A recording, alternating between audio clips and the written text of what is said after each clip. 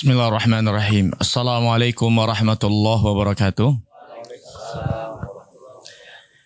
Alhamdulillahi wassalatu wassalamu ala rasulillah wa ala alihi wa ashabihi wa man walah. Asyhadu an la ilaha illallah wahdahu la syarikalah wa asyhadu anna Muhammadan abduhu wa rasuluhu la nabiyya ba'dah, amma ba'd. Pertama-tama yang saya hormati dan saya muliakan kedua keluarga besar di kesempatan pagi hari yang mulia ini. Yang saya hormati dan saya muliakan para karib kerabat dan handai tolan yang dimuliakan oleh Allah Subhanahu wa taala. Kemudian tidak lupa yang berbahagia kedua mempelai yang telah sah pada pagi hari ini menjadi pasangan suami istri. Alhamdulillah, dengan memuji Allah kita bersyukur atas segala nikmat dan karunia-Nya. Nikmat Islam, nikmat iman yang dengannya Allah mempersatukan kita di kesempatan pagi hari yang mulia ini untuk suatu kegiatan dan acara yang sangat sakral di dalam agama Islam ini, khususnya bagi kedua mempelai yang secara khusus telah mengikatkan suatu perjanjian dari akad nikah, mengarungi bahtera rumah tangga mereka selanjutnya di dalam kehidupan.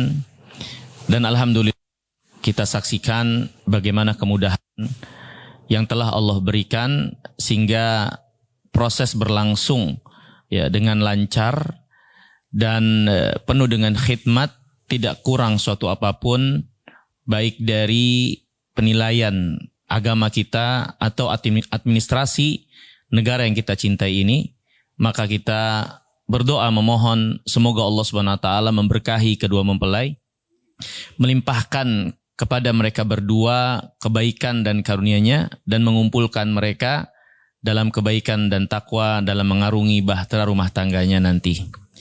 Hadirin yang dirahmati dan dimuliakan oleh Allah Subhanahu wa taala, ya sedikit untuk kita menjelaskan sebagai bentuk nasihat buat kita semua, wabil khusus untuk kedua mempelai ya di kesempatan pagi hari yang mulia ini. Bahwasanya pernikahan di dalam Islam adalah suatu akad yang sangat sakral, yang Allah Subhanahu wa taala sebutkan bahkan dia sebagai mitsaqan ghalidhan. Ini akad yang sangat kuat sekali. Ya, di mana ini memberikan pelajaran buat kita sekalian untuk benar-benar ya memberikan perhatian besar dan tidak menyepelekan serta meremehkan akad ini. Nabi yang mulia alaihissalam sampai mengingatkan wabil khusus bagi seorang laki-laki bahwasanya apa yang mereka ikatkan dari akad ini adalah dengan nama Allah. Nama Allah Subhanahu wa taala yang disebut di dalam akad ini, yang menjadi dasar dari akad ini untuk mereka takut kepada Allah Subhanahu wa taala dalam memperlakukan istri mereka selanjutnya, dalam mengarungi bahtera rumah tangga selanjutnya, untuk mereka tidak menjadikan apa yang menjadi kebutuhan atau hawa nafsu mereka semata di dalam mengarungi bahtera rumah tangga, tapi juga melihat apa yang menjadi kecintaan dan keridhaan Allah Subhanahu wa taala dalam memperlakukan sesama, dalam memperlakukan suami, dalam memperlakukan istri. Karena ini adalah ikatan yang dilandasi atas dasar ketakwaan kepada Allah dan nama Allah Subhanahu wa taala yang mengikat dari ikatan yang mulia ini. Hadirin yang dimuliakan oleh Allah Subhanahu wa taala, ya. Di antara yang menunjukkan akan kemuliaan ikatan ini untuk dimuliakan wabil khusus bagi kedua mempelai, lihatlah bagaimana prosesi untuk adanya ikatan ini harus dipenuhi sejumlah perangkat yang bahkan akan mempengaruhi keabsahan kalau perangkat ini sampai tidak ada. Dan alhamdulillah di kesempatan pagi hari yang mulia ini perangkat-perangkat tersebut telah sempurna sebagaimana adanya. Ya, Allah Subhanahu wa taala dan Rasulnya mensyariatkan untuk akad ini harus ada yang namanya wali. Orang yang mencintai seorang wanita, orang yang merawat, orang yang mewalikan mereka untuk menyerahkan seorang wanita ini kepada lelaki yang memang diharapkan pertanggungjawabannya.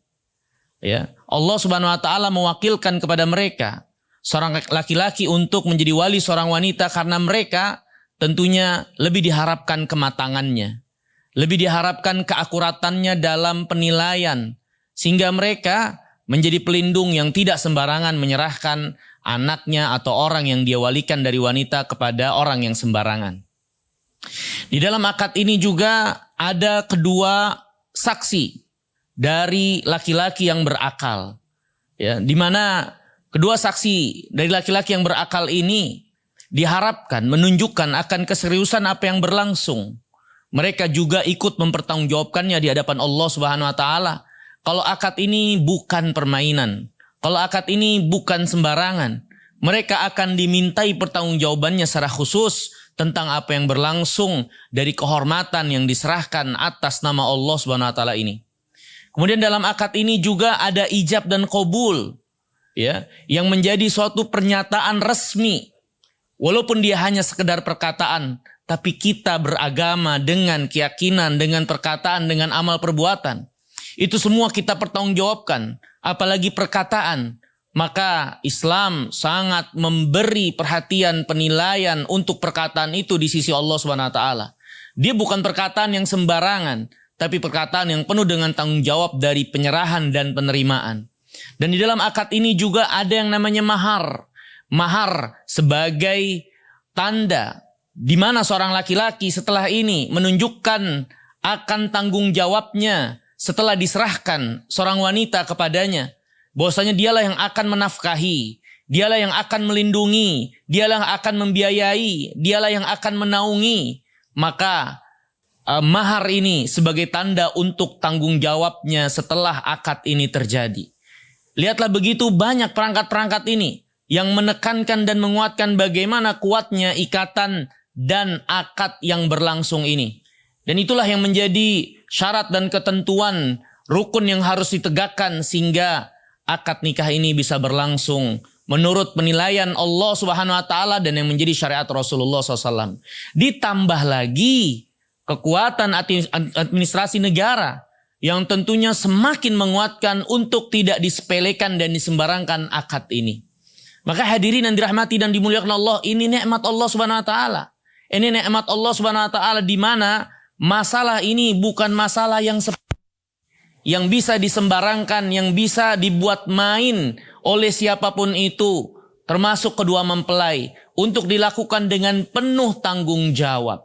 Dan alhamdulillah, ya, kedua keluarga besar juga bukan hanya memperhatikan apa yang menjadi pokok-pokok dasar dari tegaknya akad nikah ini, tapi juga memperhatikan nilai-nilai Islam di dalam memberlangsungkan apa yang menjadi kesempurnaan akad ini dari walimah dan seterusnya, dengan menjaga kehormatan dari laki-laki dan wanita, percampuran di antara mereka, yang itu adalah menjadi tujuan adanya akad pernikahan, agar percampuran hubungan antara laki-laki dan wanita itu tidak boleh serampangan, tidak boleh sembarangan, harus memenuhi aturan-aturan yang ditentukan oleh Islam. Ya, maka tidak boleh kita sembarangan mencampur adukan antara laki-laki dengan wanita. Dan alhamdulillah nilai-nilai itu ditegakkan dalam walimah pesta pernikahan yang ada. Ya, dan ini menjaga dan berjalan sesuai dengan apa yang menjadi tujuan pernikahan itu. Ya, di samping juga selanjutnya saya mengingatkan kepada kedua mempelai untuk mendasari bahta rumah tangga mereka dalam rangka ibadah kepada Allah, mentauhidkan, mengesahkan Allah Subhanahu wa taala. Jauhi dan tinggalkan segala sesuatu yang bertolak belakang dengan iman kita kepada Allah, tauhid kita kepada Allah. Ya, dari mulai pernikahan yang ada untuk tidak dicampuri dengan keyakinan-keyakinan yang tidak berlandaskan dari Alkitab, dari sunnah Nabi SAW. Ya, dari keyakinan-keyakinan menganggap sial atau hitungan tertentu untuk hari, untuk waktu, untuk jam dan seterusnya. Dulu orang-orang musyrikin jahiliyah tidak mau melangsungkan pernikahan di bulan Safar karena menganggap pernikahan di bulan Safar itu mendatangi kesialan. Tapi ini dibatalkan oleh Islam.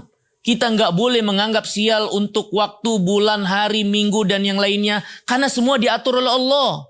Menentukan itu sebagai suatu kesialan berarti kita berburuk sangka kepada Allah, karena mereka semua diatur. Mengatakan itu suatu keburukan berarti kita memburukkan yang mengaturnya, yaitu Allah Subhanahu wa taala. Maka ini Nilai-nilai yang harus dijaga. Nilai-nilai iman, nilai-nilai tauhid dari keyakinan dan amal perbuatan. Jangan di dalam rumah tangga itu disusupi dan dimasuki hal-hal yang berbau klinik, hal-hal yang berbau khurafat, perdukunan, dan lain-lain yang itu semua akan merusak hubungan rumah tangga. Itu adalah apa yang dimurkai oleh Allah Subhanahu wa taala.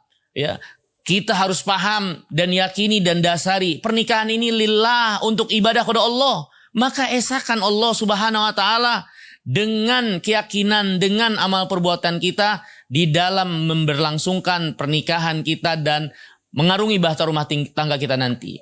Kemudian juga tidak lupa mengingatkan bagi kedua mempelai untuk jangan meninggalkan kewajiban kepada Allah. Dari sholat, dari menjaga kehormatan, dari kewajiban-kewajiban yang lain yang Allah bebankan terkait suami, terkait istri. Jangan lupakan.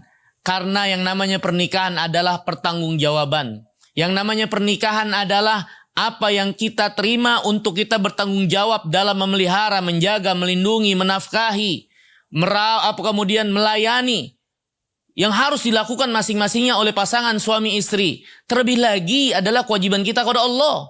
Ya, kita saksikan banyak rumah tangga yang tidak diisi dengan ibadah dan tidak memperhatikan kewajiban kepada Allah. Rumah tangga itu hampa, rumah tangga itu kosong, rumah tangga itu yang dikhawatirkan di dunia mungkin jadi ikatan, di akhirat malah jadi salah menyalahkan. Suami menyalahkan istri, istri menyalahkan suami karena apa yang dahulu mereka lakukan ketika di dunia tidak saling mengingatkan untuk ibadah kepada Allah Subhanahu wa taala. Maka jangan sampai ini dilakukan dalam rumah tangga kita, kosong dari ibadah, kosong dari pertanggungjawaban yang harus kita lakukan, yang Allah bebankan kepada kita sekalian, satu dengan yang lainnya.